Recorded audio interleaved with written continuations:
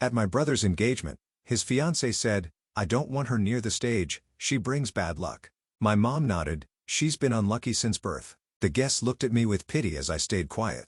Then my 7-year-old daughter stood up and said, "Can I share something about the bride?" And everyone turned to her. They say some moments never leave you, like a scar your mind can't stop tracing.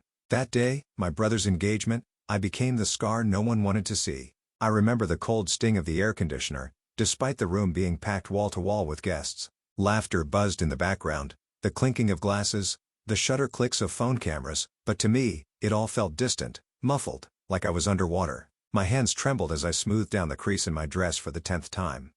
Navy blue, long sleeves, nothing flashy, just safe, just invisible. Anya, my daughter, held my hand tight. She was bouncing with excitement, tugging at me every few seconds to point out the cake, or the lights, or the huge heart-shaped decoration behind the stage. I smiled, but my stomach was a knot. Kyan, my younger brother, stood on stage beside Layla, his fiancée. He looked radiant, beaming, sharp in a cream sherwani, the family's pride. And Layla, she was gorgeous, like always, but her eyes, cold, they scanned the crowd like a queen sizing up her subjects. And when they landed on me, something in her expression shifted, tightened, as if I was a bug she'd just noticed under her shoe. Then it happened.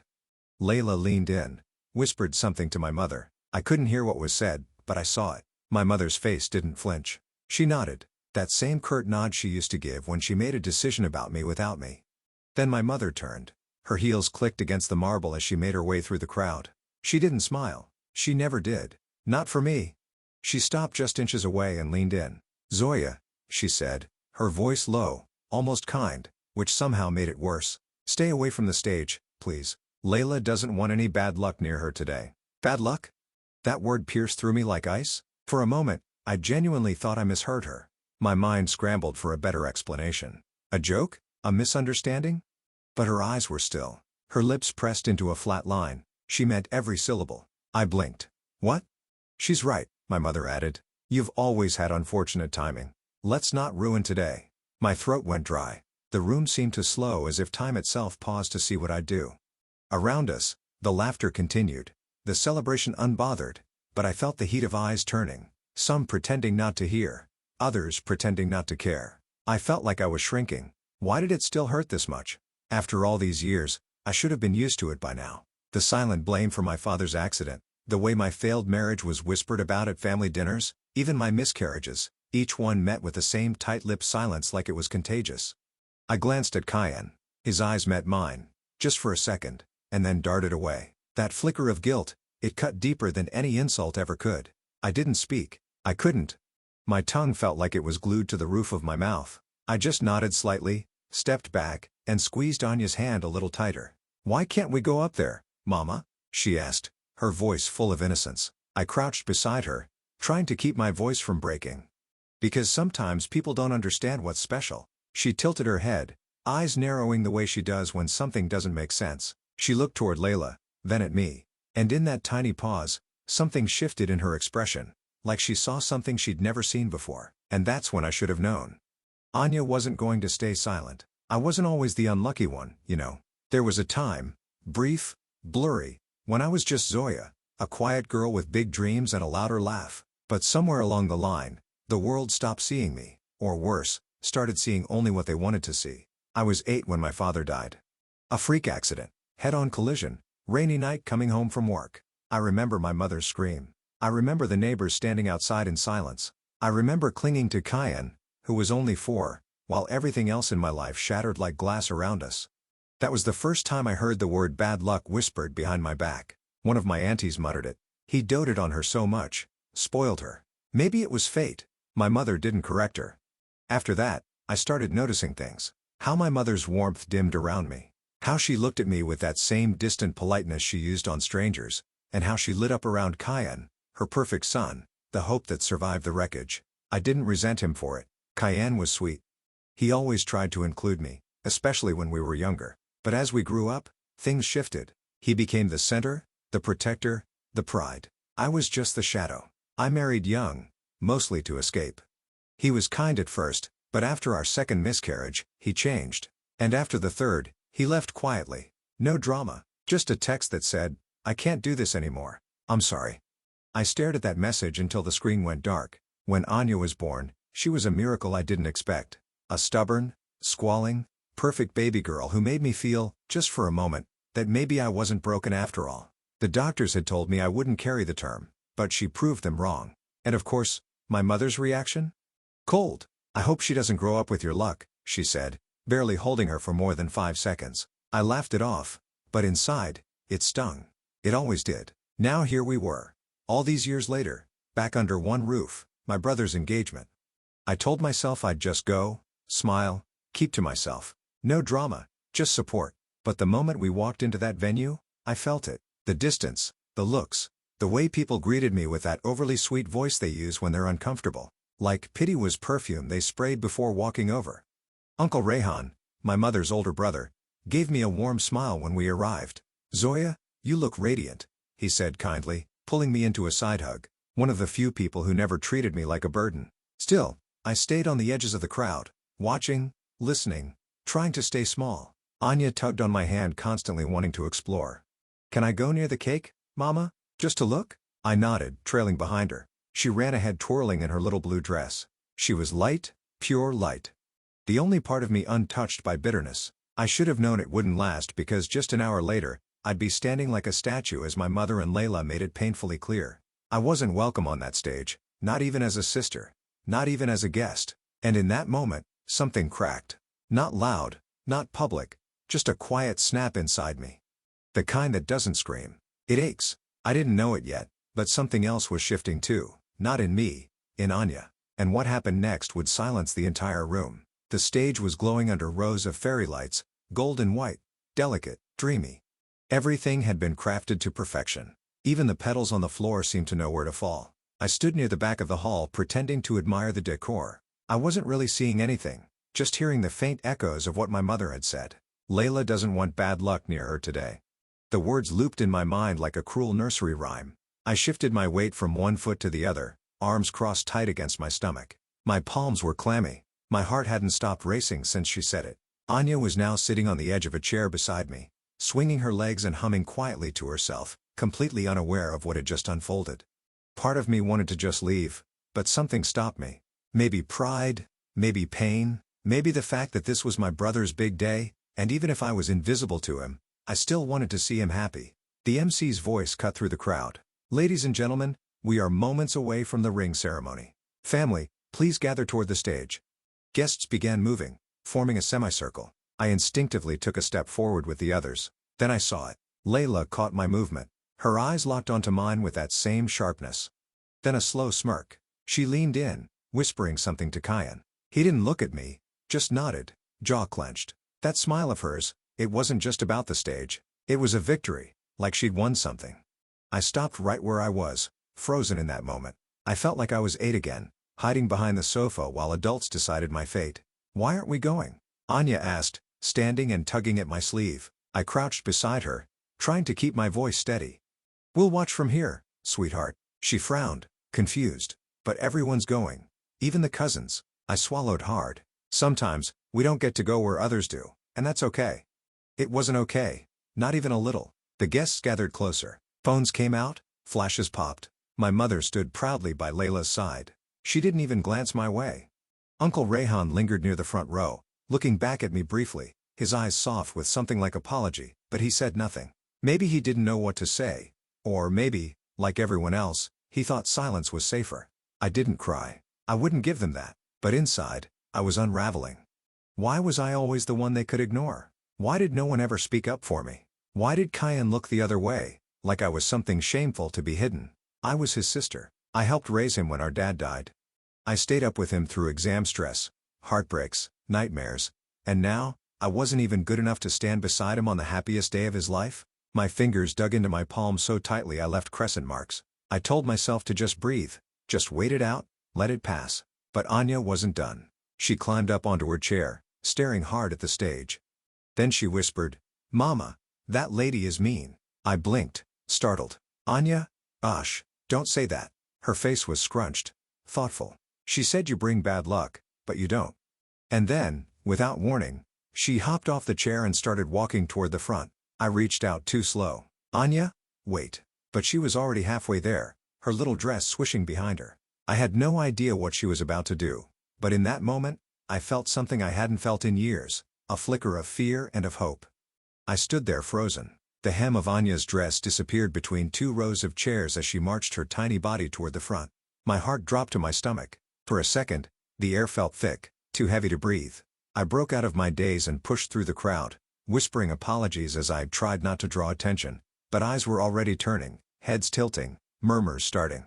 Anya reached the front of the stage. She wasn't rushing or hiding. She stood tall, well, as tall as a 7-year-old can, looking up at the people towering around her. Cayenne, Layla, my mother, all staring down like she didn't belong there. I wanted to run, to scoop her up, to disappear before she said something that would make things worse, but then she did something I never saw coming.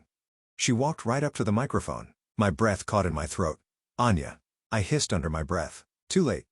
Too far. Layla's hand shot out like she might stop her but hesitated. Cayenne looked confused. My mother's face dropped, her mouth parting slightly. And then it happened. Anya gripped the mic with both hands, looked up at the sea of faces staring down at her, and said in the clearest voice, "Can I say something about the bride?" The room went still, like movie scenes still. Every table, every mouthful, every phone mid-photo. Layla blinked, her expression faltering for the first time all evening. Maybe now's not, but Anya kept going, eyes locked ahead. "My name is Anya. I'm 7, and I want to talk about what I heard Auntie Layla say." My legs felt weak. I could barely stand. "Please don't, baby. Please." She wasn't trembling. She wasn't even nervous. She looked calm, serious, like she'd rehearsed this in her dreams. "She said my mama brings bad luck," she continued, her voice unwavering. "But that's not true. My mama is the best person I know." I couldn't move. "She takes care of me all by herself. She made me chicken soup when I was sick and read me stories when I had nightmares. She doesn't yell. She just hugs. She says love should be kind and quiet." Someone near me gasped. I don't know who. Anya looked straight at Layla now. "And you were mean. You didn't say it nicely. You didn't even look sorry." Layla's expression cracked, eyebrows raised, mouth stiff. I glanced at Cayenne. He wasn't blinking, just watching Anya like he'd never seen her before. "And you also said something else," Anya added, her voice dipping lower. "You said you didn't even like my uncle, Cayenne, that he was just a good match." A sharp inhale cut through the crowd like a knife. I saw someone lower their phone, eyes wide. Layla's cheeks flushed. She stepped forward quickly. "That's enough. She's a child." But no one moved, not even the MC. And suddenly, all that noise I used to fear, the whispers, the judgment, the pity, it vanished. The silence felt different now. Charged because Anya hadn't just defended me, she challenged them. This little girl with her ribbon braids and tiny voice had pulled the thread holding their perfect image together, and the fabric was starting to unravel. I still couldn't believe it. My heart was pounding. My hands were trembling again, but not from fear this time, from something else, pride. And for the first time in my life, I didn't feel like I had to apologize for existing. I wasn't sure what would happen next, but I knew one thing for sure. The silence was about to shatter. "Amazing. You're on fire for keeping the story rolling like this." It felt like the world had stopped spinning. Anya stepped away from the microphone and stood in the center of that glittering stage. This tiny, defiant figure in a sea of adults. Some stunned, others shifting uncomfortably in their chairs. No one spoke. The MC had lowered his mic. The photographer, bless him, had stopped clicking. I think even the chandelier lights felt dimmer. I was rooted to the spot, breath held tight in my chest. All I could do was watch. Layla looked like someone had just slapped her. Her lips parted, eyes wide, face draining of color. She glanced at Cayenne as if expecting him to laugh it off or take control, but he didn't. He just stood there, mouth closed, shoulders rigid. His gaze flicked from Anya to Layla, and then slowly to me. And in that moment, something passed between us. He saw me, not as the burden, not as the shadow in the family photos, but as his sister, as Anya's mother, as someone who had been hurting, silently, for years. And maybe he saw how much it took not to crumble every time they blamed me for things I didn't cause. Then I saw my mother. Her arms were crossed, her face carefully blank, but her eyes gave her away. That tightness around the edges, that telltale twitch in her brow. She wasn't in control anymore. Uncle Rayhan stood near the front and he did something I didn't expect. He clapped. Just once, but it echoed. And then he stepped up, slowly walked toward the stage and put his hand gently on Anya's shoulder. He bent down and whispered something. I couldn't hear it. But Anya nodded and smiled faintly, her tiny hand slipping into his. He turned to Layla next. I think the girl said what many of us were too polite to, he said quietly but clearly. Maybe it's time we stop pretending kindness is optional. The words landed like a stone in water. Layla looked mortified, her jaw clenched. This is ridiculous. She's a child. Children exaggerate. But Uncle Rayhan didn't back down. Children speak truths adults are too afraid to face. Cayenne exhaled, long, slow. His voice was quiet when he spoke. Did you really say that about Zoya? Layla stiffened. It was a private conversation. You said it. His voice cracked. Just barely. She didn't answer. He shook his head slowly. I can't do this, Layla. Not like this. My mother gasped, stepping forward. Cayenne, don't be impulsive. He looked at her in his expression. God, I'll never forget it. I've been impulsive my whole life, he said, by staying quiet when I should have defended her. My knees gave a little. I grabbed the back of a chair to steady myself. He turned to me then. Zoya, I'm sorry. It was just 2 words, but after a lifetime of silence, they thundered in my chest. Layla stepped back, her face hardening. You're making a mistake. Cayenne shook his head. I think I've been making them for years. He took off the engagement ring from his own finger, the one he was supposed to present, and gently set it on the stage beside Layla. The room was stunned, and then he walked over to me. He didn't say anything, just pulled me into a hug. Tight, like he was trying to make up for every year he hadn't stood between me and the pain. And when he let go, he crouched down and pulled Anya into his arms too. I'm proud of you, he whispered to her. She grinned, that gap-toothed smile lighting up the room. And just like that, the silence shattered. But this time, it wasn't cruel. It was freeing. The next day, I woke up to a text from Cayenne. I hope you know how proud I am of you, of Anya. I'm sorry it took me this long. I read it twice, then once more for good measure. My chest felt tight, not in a painful way this time, but in that strange, quiet way. Healing begins. Like a wound realizing it's safe enough to start closing. It wasn't about the apology, really. It was about being seen. For the first time in years, I wasn't invisible to my own family. I wasn't just the backdrop to someone else's celebration. Later that week, Cayenne came to visit. Just him. No Layla. No crowd. He brought pastries from my favorite bakery. Something small. Something thoughtful. We sat in the living room, Anya playing with her dolls on the floor while we talked. I should have stood up for you a long time ago, he said. I didn't realize how deep it went, until Anya said it out loud. I gave him a sad smile. She has more courage at 7 than I had at 27. He shook his head. She has your courage, she just didn't learn how to hide it yet. That hit something deep. I didn't cry, though I came close. Instead, I looked at my daughter, so bright, so full of light, and I realized something I hadn't dared to believe before. Maybe I wasn't cursed, maybe I was just different, and different scared people. A few days later, Uncle Rayhan stopped by too. He brought me a potted jasmine plant, white blooms just beginning to open. Something that grows quiet but strong, he said. Just like you. Even my mother. Well, she hasn't said much, but she called. That alone was a miracle. She didn't apologize, not directly, but she asked if I was doing okay, if Anya needed anything. It wasn't much, but it was something.